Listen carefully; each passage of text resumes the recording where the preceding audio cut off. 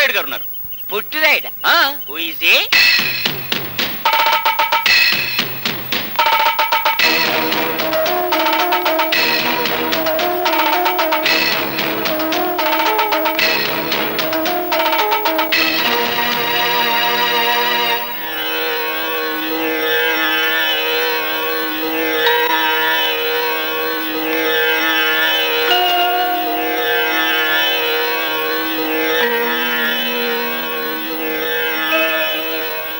వీడు చేసిన నేరం ఏంటి?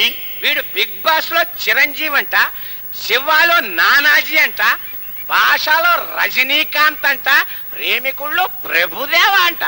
ఇంకా నయం, పెద్దరాయుడులో చిన్నరాయుడు అన్నాడు కాదు. అవును, వీడెంతమంది అమ్మాయిల్ని మోసం చేశాడు? సెంచరీ పూర్తి చేస్తాడంటండి. ఏరా, నువ్వు చేసిన నేరాన్ని అంగీకరిస్తున్నావా? అన్నా నేను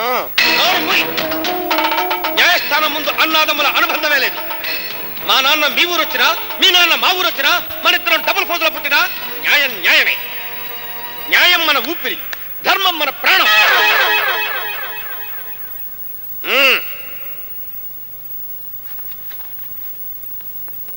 దుర్మార్గుడా, ఆడవాళ్ళనే మోసం చేస్తావా?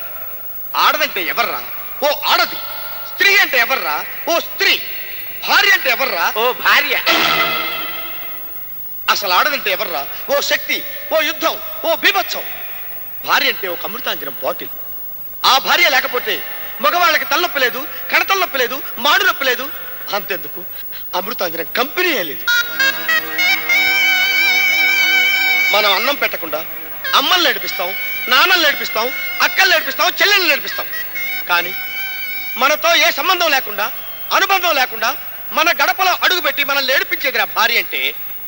ఆ భార్య ఏడిపిస్తే ఎక్కిళ్ళెక్కిళ్ళు పెట్టి ఏడవాలే గాని ఆ పవిత్రమైన భార్యనే ఏడిపిస్తావురా? నన్ను క్షమించన్నయ్యా.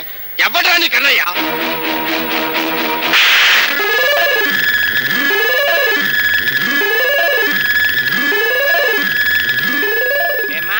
మీ ఆయన్ని కొట్టినందుకు బాధపడుతున్నారా?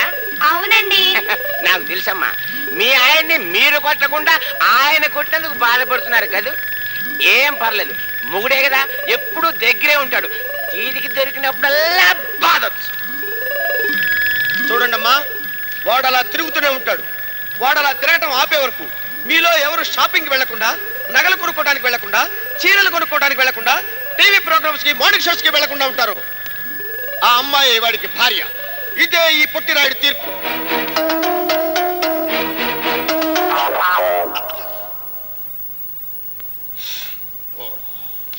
కాస్ట్లీ చుట్ట, చివరిదాకా కాల్చుకో. తాతయ్య తేజం, పెదనాన్న నైజం, కలిసున్న పసి రూపం, నీరాణితనము, నారాచ గుణము, ఒకటైన చిరు దీపం.